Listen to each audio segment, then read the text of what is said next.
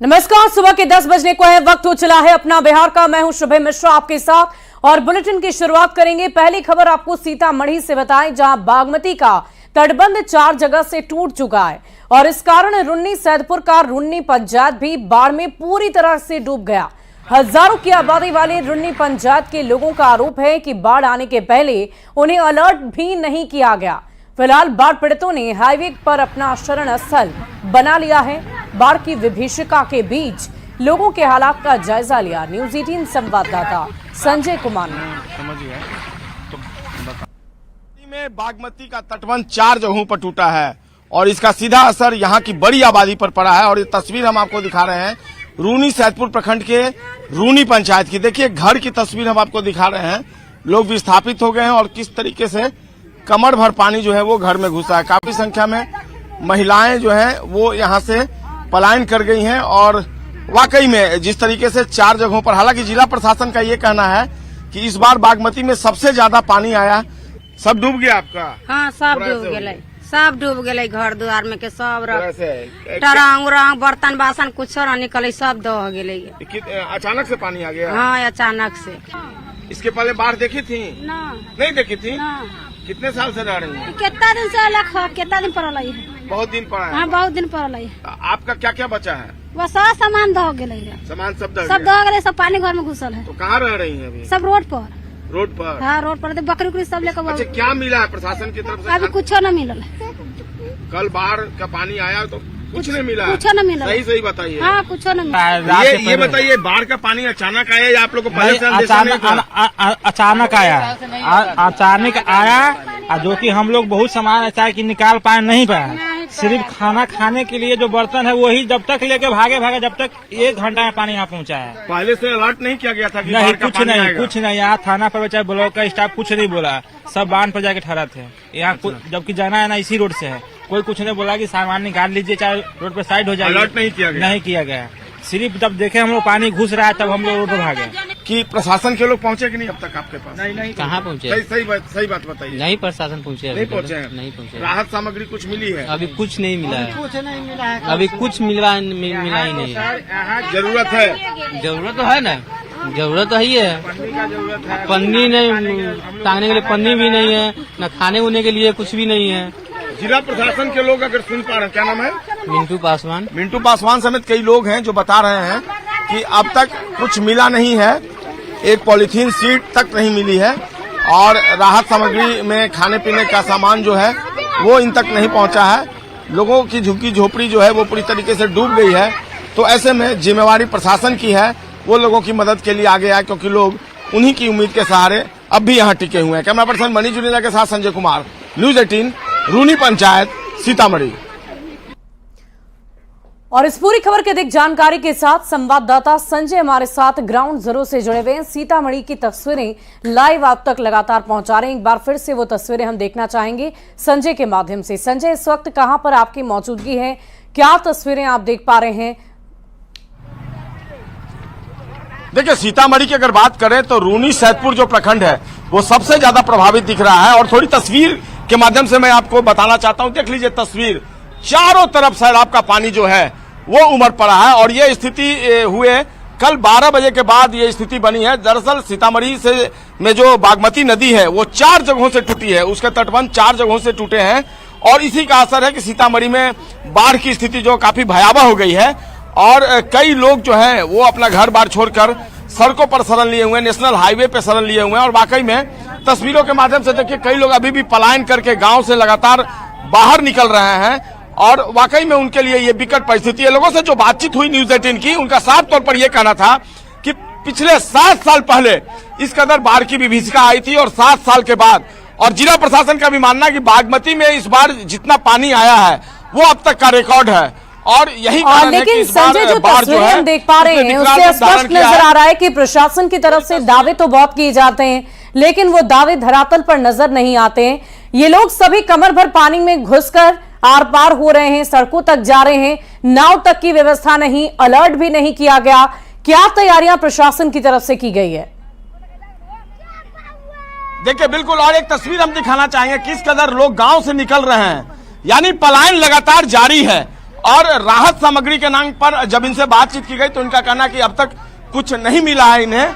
और वाकई में 24 घंटे होने को आए, छोटे छोटे बच्चे, ये देखिए ये छोटे छोटे बच्चे हैं, इनके लिए भी कुछ करने की जरूरत है। एक पॉलीथीन शीट तक अगर इनको नहीं मिल पाई है तो निश्चित तौर पर प्रशासन को अपनी जिम्मेवारी निभानी चाहिए। ये अप्रत्याशित जरूर मानते हैं, लेकिन अगर अप्रत्याशित मानते हैं तो उनको अलर्ट मोड पे रहना चाहिए। एक और बात है कि जो तटबंध टूटा है उसको लेकर भी लोग लगातार आरोप लगा रहे हैं। बैरगनिया का तटबंध तो बचा लिया गया, लेकिन बाकी जो तटबंध है, वो ताजपुर का जो तटबंध है वो टूटा है, उसको लेकर लगातार लोग आरोप लगा रहे हैं कि प्रशासनिक लापरवाही की वजह से ये टूटा। और देखिए एक अपने सहारे पॉलीथीन सीट इन लोगों ने रखा है, चूल्हा आया है, सब चीज सारा सामान आया है।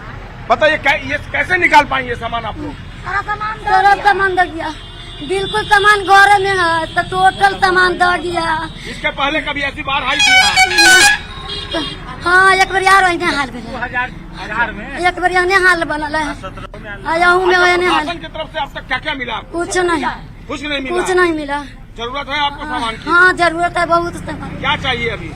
सामान के खाने बगैर मार रहा है सर। अच्छा, खाने का भी कुछ नहीं मिला? कुछ नहीं मिला, सीधा समरता बूती को घूमे पानी में डूब गया, कल गैस लेके भागे हैं, खाली गैस। वाकई में लोग जो है वो परेशान है। तो ऐसे में काफी संख्या में नेशनल हाईवे पे लोगों ने वाकई संजय, हम लोगों की परेशानियों को सुन पा रहे हैं और ये विडंबना की बात है कि हर वर्ष इस तरह के दंश को पूरा बिहार झेलता है, बावजूद तैयारियां युद्ध स्तर पर नहीं की जाती। दरभंगा से हमारे साथ संवाददाता रवि एस नारायण भी लाइव जुड़ चुके हैं, वहां की तस्वीरें भी देखना चाहेंगे। रवि, क्या कुछ तस्वीरें दरभंगा की आप दिखा पा रहे हैं? वहां भी तीरथपुर प्रखंड के बांध टूटने के बाद बाढ़ का कहर लगातार नजर आ रहा है। देखिए, यहाँ पे जो तस्वीर है बिल्कुल चौंकाने वाली है। अभी ठीक से 2 मिनट पहले तक यहाँ पे मारा मारी की स्थिति थी। आपको बता दें कि ये जो ट्रक, आपको जो मिनी ट्रक आप देख रहे हैं, वो दो ट्रक में जो यहाँ पे प्रभावित उनको बांटने के लिए। लेकिन यहाँ पे थोड़ी देर में हम आपको तस्वीरें भी दिखाएंगे एक्सक्लूसिवली कि कैसे यहाँ पे पॉलिथीन की लूट होती है। जो गरीब है, जो लोग हैं, जिनके पास जितनी ज्यादा ताकत है, वो उतना जो पॉलिथीन शीट जो है वो 4-5 पास ले जा रहा है। लेकिन यहाँ पे एक भी प्रशासन जो है नहीं दिखाई पड़ रहा है। स्थिति क्या आपको एक पॉलिथीन शीट एक भी नहीं मिला है? हमारा एक भी नहीं मिला है। इतना घर में पानी है, हाथ से छीन लड़का या ठेल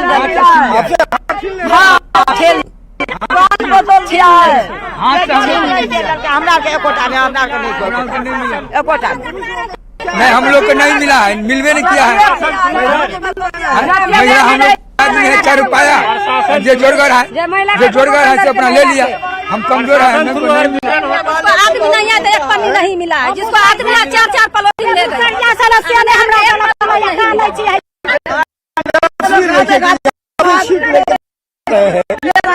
खाते खाते मरता है।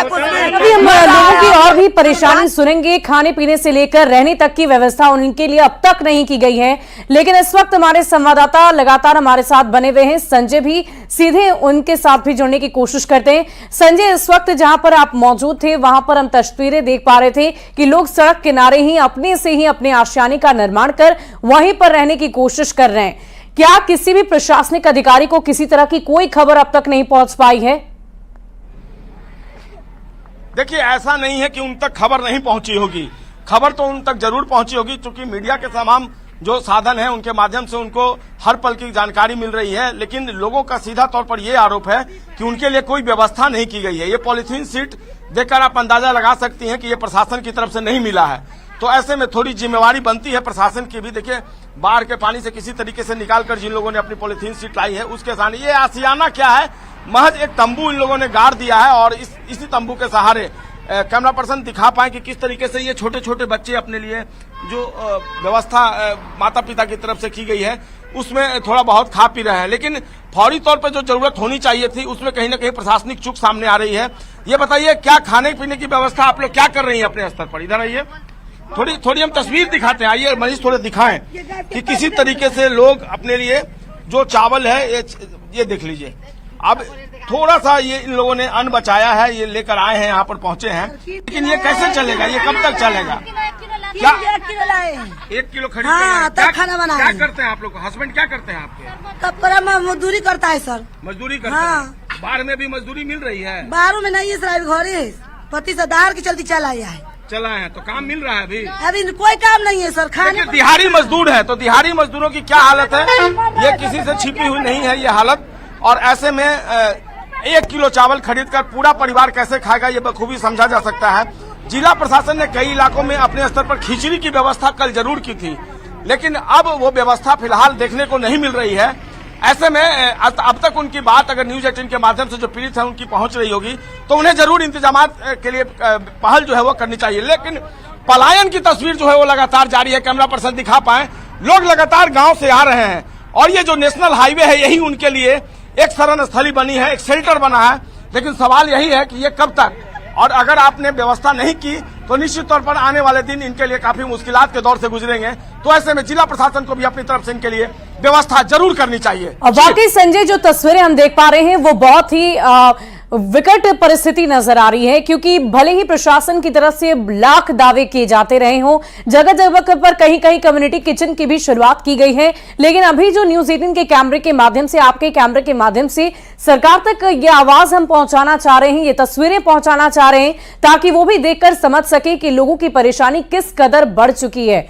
लोग सड़कों पर रहने को विवश हो गए हैं। इसके अलावा संजय, हम आपसे ये भी जानना चाहेंगे कि बहुत सारे लोगों की तस्वीरें लगातार आप पहुंचा रहे हैं कि वो पलायन कर रहे हैं, गांव से बाहर निकल के सड़कों पर आ रहे हैं। सड़क पर क्या इतनी व्यवस्था हो सकती है? जाहिर सी बात है, जो तस्वीरें हमने आपके माध्यम से देखी है वो बहुत ही विकट नजर आ रही है। सड़क पर भी रहने की कोई मुकम्मल व्यवस्था नहीं की गई है।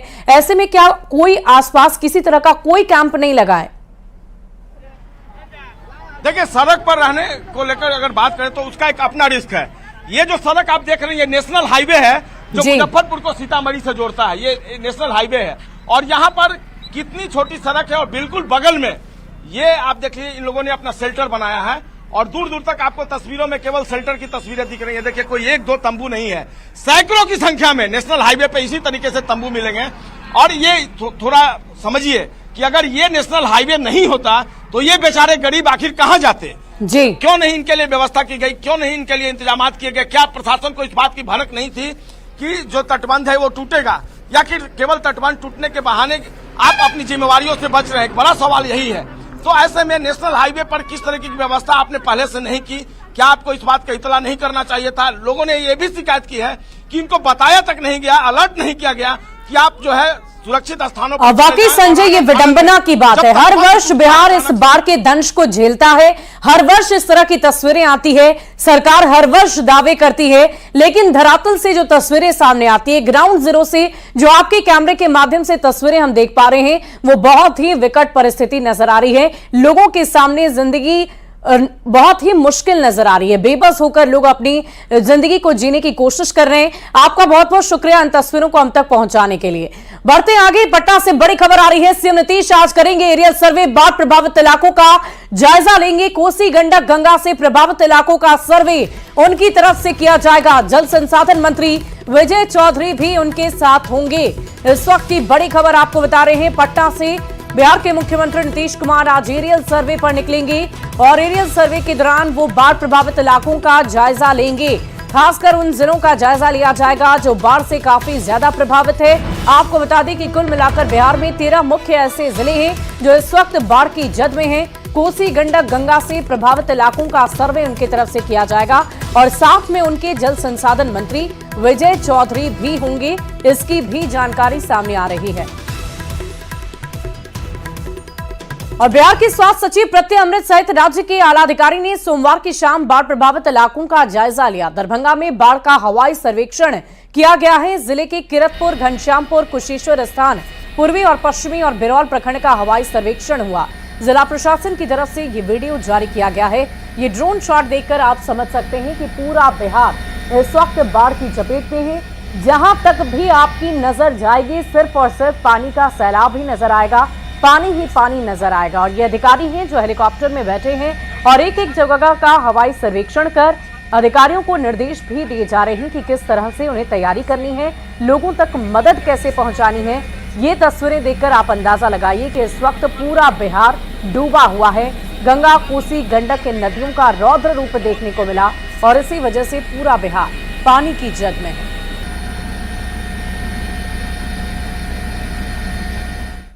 और बेतिया के बहरिया में पीड़ी रिंग बांध टूट चुका है। गंडक नदी के दबाव में बांध टूटा, आसपास के गांव पर बाढ़ का खतरा मंडरा रहा है। उत्तरी पटजीरवा के रनहा में बांध टूट गया है। हालांकि जलस्तर में कमी होने की वजह से खतरा थोड़ा कम है। मौके पर जल संसाधन विभाग की टीम भी तैनात है। वहीं गंडक नदी के साथ ही पहाड़ी नदियों के जलस्तर में तेजी से बढ़ने के बाद बाढ़ जैसे हालात से निपटने के लिए जिला प्रशासन की टीम लगातार राहत बचाव कार्य में जुटी हुई है। पानी जाना शुरू हो गया है और इस क्षेत्र में तो गंडक नदी के दबाव में ये बांध भी टूट चुका है। तस्वीरें हम लगातार आप तक पहुंचा रहे हैं। हालांकि खतरा इसलिए कम बताया जा रहा है क्योंकि पानी का प्रवाह थोड़ा तेज नहीं है, अब रफ्तार में कमी आ गई है, जिसकी वजह से खतरा थोड़ा कम जरूर हुआ है। लेकिन बाढ़ से निपटने के लिए प्रशासनिक तैयारियां भी नजर आ रही है। बेतिया के बैरिया में पीड़ी रिंग बांध टूट गया। गंडक नदी के दबाव में बांध टूट गया है। आसपास के गांव पर बाढ़ का खतरा मंडरा रहा। उत्तरी पटजीरवा के रनहा में बांध टूटा। मोतिहारी में गंडक पर बना रिंग बांध टूटा। मनरेगा योजना से बना हुआ ये रिंग बांध टूटा है। बांध टूटने से कई गांव प्रभावित हुए हैं, साथ ही सैकड़ों एकड़ फसल भी बर्बाद हो चुकी है। तस्वीरें आपको दो टूटे हुए बांधों की दिखा रहे हैं। बेतिया के बैरिया में ये बांध टूटा है, रिंग बांध टूटा दोनों ही जगह पर, जो मनरेगा योजना के अंतर्गत बनाया गया था। एक जगह सैकड़ों की आबादी प्रभावित हुई तो दूसरी तरफ आपको फसलें बर्बाद होती नजर आ रही होगी।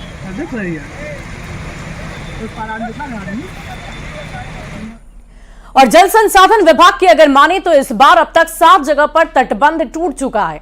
कोसी में 5 और गंडक में 1 और बागमती में 1, यानी कि कुल मिलाकर 5 जगहों पर बांध टूट चुके हैं। और अब आप ये समझ सकते हैं कि बांध के टूटने की वजह से कितनी संख्या में आबादी प्रभावित होती है, जिसका असर बहुत बड़ी आबादी पर पड़ता भी है। अब ये भी जान लेते हैं कि आखिर ये तटबंध टूटा कहां पर है। तो सबसे पहले दरभंगा में करतारपुर के पास कोसी तटबंध का बांध टूट गया है। इसके अलावा सीतामढ़ी में रुन्नी सैदपुर के पास बागमती का तटबंध टूटा है। दूसरा बांध टूटने की खबर हम आपको बता रहे हैं। और तीसरी खबर आई सीतामढ़ी से, जहां मदकौल गांव के पास बागमती नदी का बांध टूट गया। चौथी खबर आई पश्चिम चंपारण से, जहां गंडक नदी का तटबंध टूटा, जो इस बार बहुत ही विकराल रूप में नजर आई।